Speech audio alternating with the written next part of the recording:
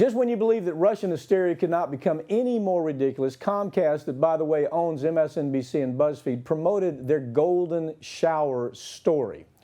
The only positive aspect to the story is that finally the DNC, the McCain warhawks, and the corporate establishment media, our dysfunctional spook infrastructure along with that, may have received a reality check about how tired and even angry middle America has become with their efforts to force the U.S. into a new Cold War with Russia. We get it. Someone in Russia hacked the DNC, no doubt about it. They didn't hack the election, as the DNC prefers to argue. They hacked the organization that's supposed to be the leadership for the Democrats. Everyone across the board admits that that's remarkably different than hacking an election, as the DNC likes to put it. So why does this story have such a shelf life? Well, number one, Podesta and the DNC ran a train wreck of a presidential campaign, and they know that. If they can get coverage from something better, it turns attention away from their own incompetence. So the aging Democratic leadership structure can live to fight another day. It's a Podesta effort.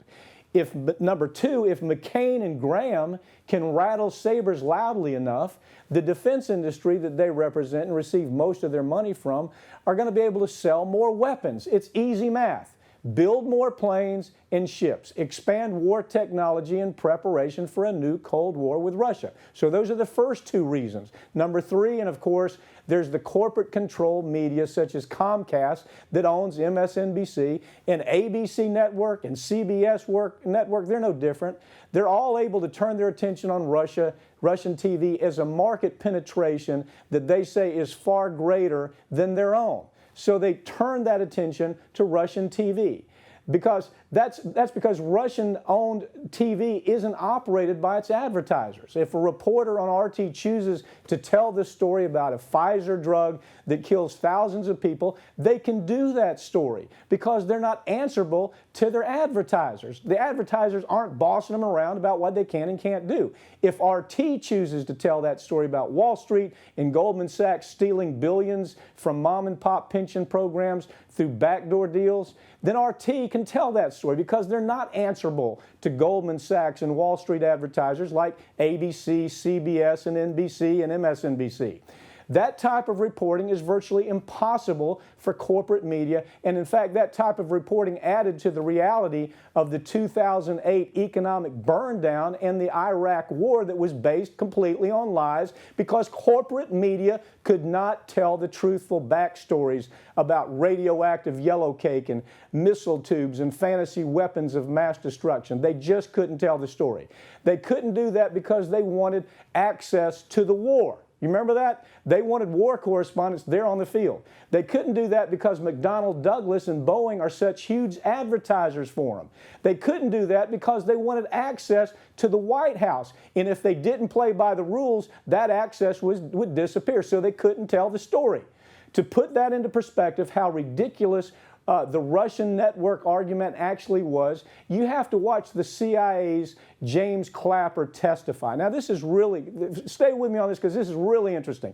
James Clapper testifies that he believes that Russian networks, RT, exposes America to all these problems by the stories that they're reporting. Well, the stories that he complained about was that RT was reporting about Wall Street and Wall Street being able to steal from American consumers.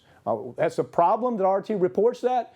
You had to read the bogus CIA hacking report to understand that Mr. Clapper's view, any reporting about any American institution that was committing any type of fraud or wrongdoing was off limits, and it was some type of nefarious attack by the Russians.